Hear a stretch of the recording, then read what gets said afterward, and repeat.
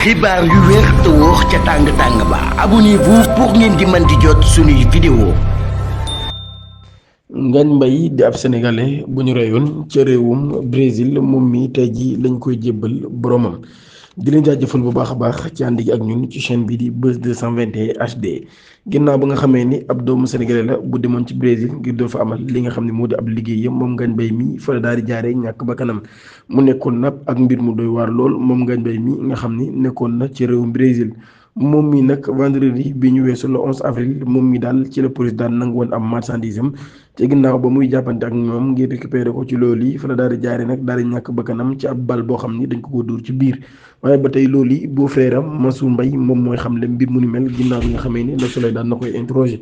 ba tey ci boobule mbir moom mii muy xam ne ni daal policiers yi dañ koo bàyyi nag ci wetu tali bi ginnaaw bi nga xamee ni daal nañ ko dóor bal bi lu mat ñaari waxtu te alerté wuñ li nga xam ne moo di secours yi maanaam daal wóote wuñ kon ñu ko jàppale ci loolu yi mënoon nañ ko sax yóbbu hôpital waaye daal dañoo taxaw rek di ko seetaan ba loolu yi bokk na ci li tax mu ñàkk ba kanam.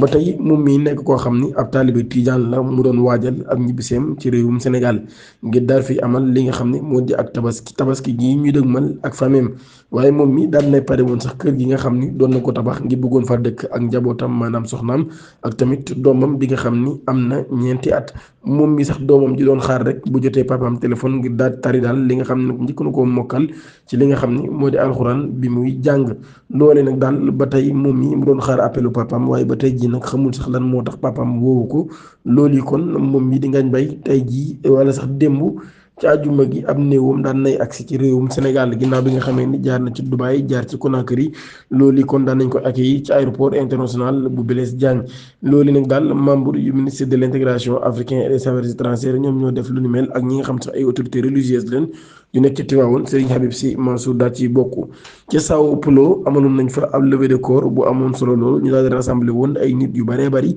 ay membres yu bokkoon ci communauté sénégalaise ba nekk ci Brésil loolu nag daal moom mi tijaan yi ak murid yi laayeen ñi ak ay xaritam ak ay collègues am yu bari sax daan nañ daje woon ko ngir rendre ko ab dernier hommage maam daal ngir daal di koy rendre kon hommage moom mi nga xam ne nee nañ ab liggéeykat la woon bu dëgg woon lool waaye tamit nit la woon koo xam ne ku dal la woon waaye ku discret la woon waaye tamit exemplaire la woon loolu kon lañ daal di xam ne ci moom kon tey ji lañ koy denc samedi ca village natal ba mu dëkk ca Mbayeen une semaine après ginnaaw bi nga xam ne daan day génn àdduna kon loolu yi papaam daan na koy xamle kon daal tey ji dinañ ko jébbal boromam moom Ngagne Mbaye. dañuy jàll ci beneen xibaar ab scandale bu xew ca Lanamo loolu nag daal jamono ji dossier ba daan nañ koy boucler mu nekk nag ab dossier boo xam ni daan nay impliqué Omar Ndiaye mu nekkoon ab daaf ak yeneen 16 nit maanaam yeneen fukki nit ak juróom-benn yoo xam daan nañ ci bokkoon ñoom ñii ñëpp ñu leen toppee détournement des fonds publics loolu nag l'Observateur daan na koy détaillé ci édition bi nga xam ne daan na koy publier samedi fukki fan ak juróom-ñeent ci weeru avril. ba tey même source boobee daal di fàttali ni ay fonds yoo xam ni ay fonds force Covid 19 la mu nekk nag mbir moo xam ne fan yii yëpp mën nañu wax ne moo sikkuwee toile bi muy mbirum fonds force Covid 19 loolu nag daal dañ koo indi woon rek ngir daal di soutenir ab programme boo xam ne ay formation professionnelle la waroon doon jëmale ko ci ay jeunes waaye nag boobu ba tey daal exécuté wuñ ko benn yoon waaye nag ci loolu yi daal mu nekkoon nag loo xam ne dañ ko defoon ngir ay formation waaye boobu lépp xaalis daal moo ni mes ni menceng te daal li nga xam ne nag moo taxoon ñu daal di koy génnee rek gis ñu ko benn yoon ki nga xam ne nag moo nekkoon DG ba moom mii la ñu joxoñ baaraamu tuuma waaye daa daw ni mes ni menteng dem ci réewum Maroc ginnaaw bi nga xamee ni ki fi nekkoon daaf Omar Ndiaye daal dina jàkkaarloo ak ñi nga xam ne ñoo di enquêteurs yi moom mi daal daan na ci raxasu ba sedd wicc ni nag daal Maodo Malick Mbaye bi nekkoon DG ba daal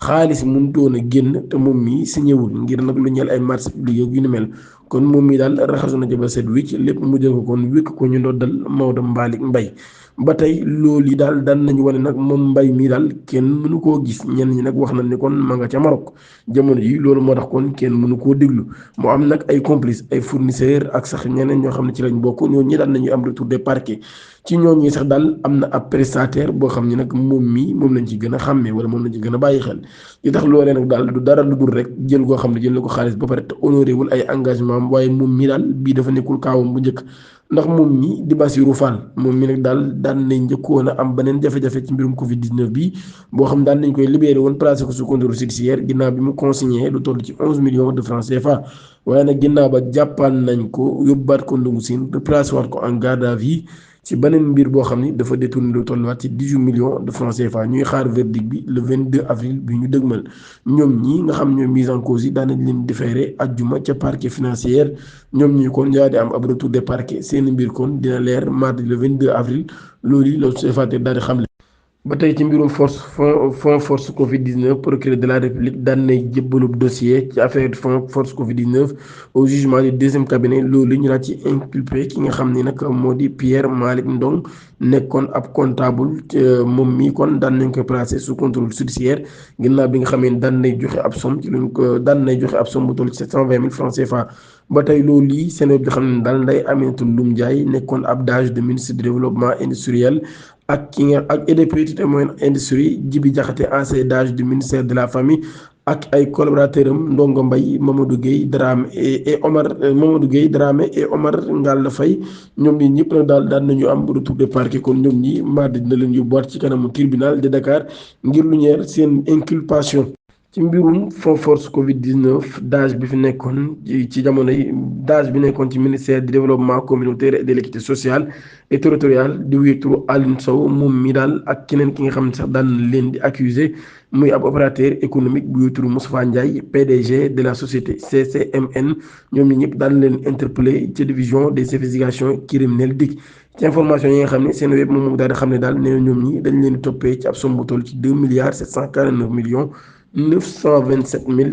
498 francs CFA loolu yi nag ñu waroon koo jënd xaalis boo xam ne ci mbirum ceeb la jëmoon Moustapha Ndiaye mii daal jamono jii nag dafa génn réew mi maanaam nekkul Dakar waaye moom mi wax nañ daal dina wuyu ji booba lépp convocation ci semaine bii ñu dëgmal Alioune Sow daan nañ koy defeere ci ajjuma gi ca parquet bu Dakar moom mi daan nay am ab retour des parquets jamono ji kon daal ñi ngi xaar rek ñu daal di désigner ab cabinet d'instruction ngir ñu daal di mën a tëji ab information judiciaire ci ñoom ba tey ci ay sources policières yoo xam ne daan nañ koy am ñi nga xam ne daal ñoom ñi le procureur de la république daan na si dikk ci boobu la mbir procédure numéro 564 dikk créé 17 juillet 2023 loolu nag daal di sàkku ci audition bu Moustapha Ndiaye moom mii nag daal daan nañ koy contacter par les services du ministère du commerce ñoo xam nag ñoom ñoo signalé woon kan daal ministre du développement communautaire bi dañoo sollicité ab commande bu toll ci